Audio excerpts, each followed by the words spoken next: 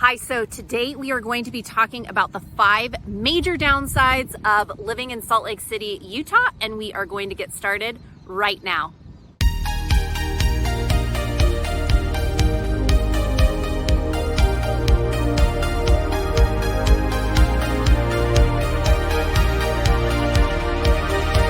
Mariah Curla here. Welcome back to the channel, or welcome to the channel if this is your first time here. This channel is literally everything you need to know about eating, working, playing, sleeping, and living in the Salt Lake City, Utah area. If that is of interest to you, consider subscribing down below so you don't miss our weekly videos. We hear from people like you all the time who are relocating or looking to make a move here to Utah, and we absolutely love it. So if you are thinking about making a move, feel free to give us a call, shoot us a text, or send us an email, and we'd love to connect with you.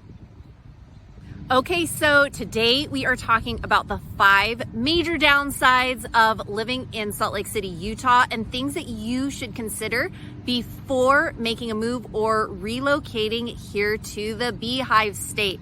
These are some things that my family and I, when we were contemplating making a move to Utah, moving our family of 6 here, we seriously, did a deep dive on weighing out the pros and the cons and really focusing on those different things to help us make the best move and decision for our family. So number 1, something that you should know before making a move to Utah, and this one might be kind of obvious, but you get snow here. So winters can be long, especially if you are coming from a place like Southern California. So my family and I, we lived in Southern California for 15 years down in San Diego, and pretty much the weather is 70 degrees and sunny. If it gets a little hotter than that, people will complain. If it gets a little lower than that, people will also complain about that. And so we were used to a pretty mild 70-degree sunny weather most of the year. However, moving here to Utah, something you need to know is it is not uncommon for winter to pretty much start sometime in November-ish. When I say start in November, that means that you will probably see snow sometime in November. I've even seen snow in October. It snowed on Halloween, one of our first Halloweens that we were here. And the kids were like, wait, what? It snows on Halloween? This is crazy. But that is something. And then, so you might see snow in October, November, certainly in December, definitely in January and February. Good chance there's going to be some in March. And don't be surprised with spring ski season in April if you get some more snow in April as well. Typically in April, every once in a while, you'll see it in May too. But when it happens in April and May, typically you're not going to see, the snow's not going to stick, or if it does, it clears up pretty quickly. But those are some things that you definitely want to consider. And I know we've had friends that have moved here from out of state as well, and they were like, that was the thing that surprised me the most, is the longer winters. I know personally here, a lot of people, they actually take off on a warm vacation sometime between the months of January, February, and March. Lots of people here also, they call them like snowbirds. They will head down to southern Utah, down to St. George. They will go to Arizona, Texas, different places like that are warmer during the January, February, March months. So something to consider too if you're like, I just can't deal with the winters.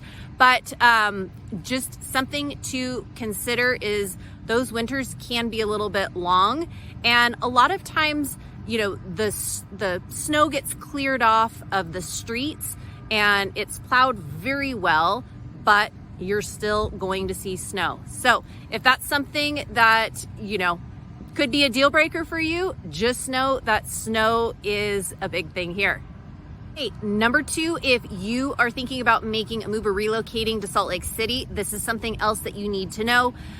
And people will talk about this. This is number 2, the inversion. Now, in the winter time, a lot of times, because of the way that the Salt Lake area and the valley is situated, it is in a valley. So what that means is it's kind of bowl shaped, And what happens during the winter time, and usually the inversion happens during the winter, a storm will blow in and it basically gets trapped in the Salt Lake Valley. And when it gets trapped in there, it's basically like a thick layer of smog, and the air quality is until another storm blows it out or blows through. Usually it doesn't last very long.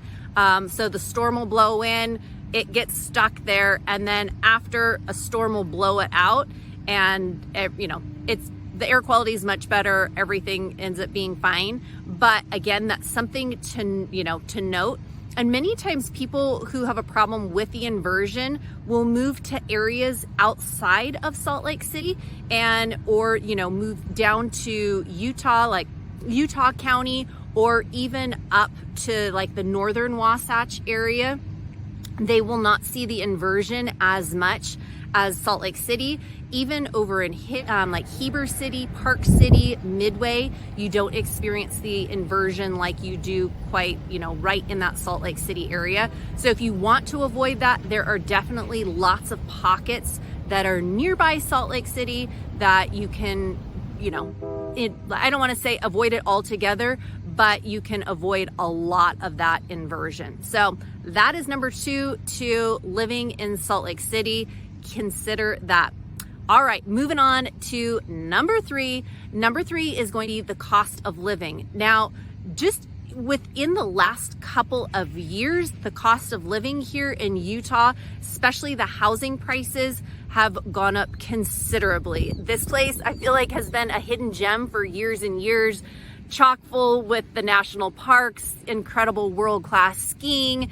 You've got very family-friendly type of community, you've got incredible parks, you've got all of these great things. So because of that and the draw to the outdoors out here, you have so many people that are moving here for job opportunities or moving here from out of state and relocating. And because of that, it has driven up the cost of living here considerably. So if, longer are the days where you could get 3 houses for the price of one from California. And actually it's funny because I had some friends that were recently looking to move out here, and they were living in the Central Valley, and they started crunching numbers. They're like, Mariah, I actually think it's more expensive for me to move my family to Salt Lake City than it is to stay where we are in the Central Valley. And I said, you know what? It sure might be. So again, just taking a look at cost of living and finances and housing, it might be a good fit for you, but it might, you might be priced out too. But there are still a lot of, I know lots of people that I have helped that have moved out here, and they are so excited because they got twice the size of the house, twice the size of backyards. Utah, majority of the homes have a basement. So that surprised some of my out-of-staters when they went, oh, wait, are you kidding me? We even have a basement here in the house too. So, it can definitely add to the square footage. But 3 is, downside is the cost of living here has gone up considerably. Right, number 4, I briefly touched on this on number 1, which was long winters, but number 4 for some people is definitely going to be the weather. Now, summers can be very hot and very dry. So for example, it's a summer day right now. It's supposed to get up to 97 degrees. Today, my kids have soccer tournaments, and they are, talking about how important it is to drink tons of water and, figure out times to be in the shade and take time to be in a cool spot. So summers here in Utah, they get hot. The evenings usually cool down quite a bit. We're not talking Arizona hot here, or Texas for that matter, but summers here in Utah can definitely get toasty, and those winters can get very cold. So depending if weather is a big factor for you, this, may or may not be a good fit for you.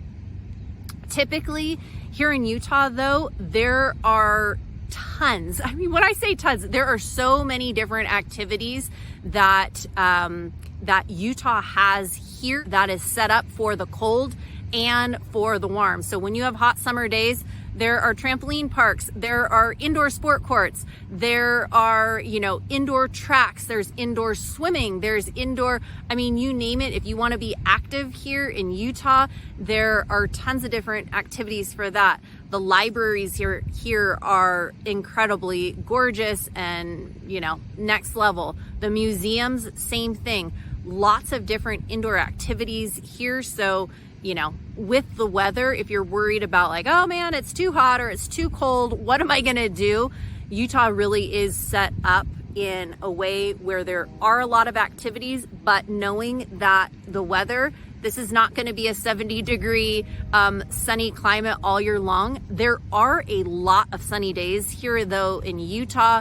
The number I read recently was over 230 sunny days on average. Again, that's on average. So there are a lot of sunny days here, but weather is another thing that you might want to take into consideration if you were thinking about moving here.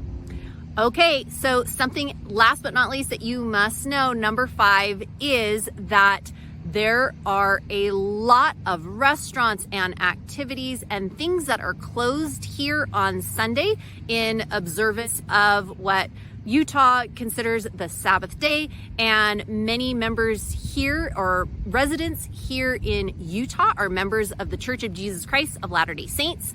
So you are going to see most restaurants, actually I shouldn't say most like boutique or smaller chain restaurants are going to be closed. A lot of the kids' activities and sporting events, those things will typically not happen on Sunday here. Sunday in Utah is designated more as, more of a family day. Hang out with your loved ones and do that. Many people go to church here. So you will see that a lot of places are closed and a lot of people, kind of stick with their families and do those kind of things on Sunday. However, you're still going to see your Costco's and your Chili's and your, the bigger chain restaurants and grocery stores will be open. A lot of the smaller grocery stores will be closed here. So for some people, they absolutely love that because they want to go to church with their family. They want to hang out. They want to, have that family time. They're glad to not be, rushing their kids off to all the different sporting events and all that. So many people absolutely love that. And that's actually a big draw for some people to move out here, is because they want that Sunday as something different. Other people might not want that. They might want to be doing all the different things on Sundays. So just something to consider if you are thinking about making a move to Utah. We talked about the long winters. We talked about the inversion. We talked also about cost of living and housing prices, the weather, and then also needing to know about the Sundays that many times people are doing their own things on that day. So if you are thinking about making a move or relocating to Salt Lake City, Utah, please feel free to give me a call, shoot me a text, or send me an email. I hear from people like you all the time, and I absolutely love it. Take care.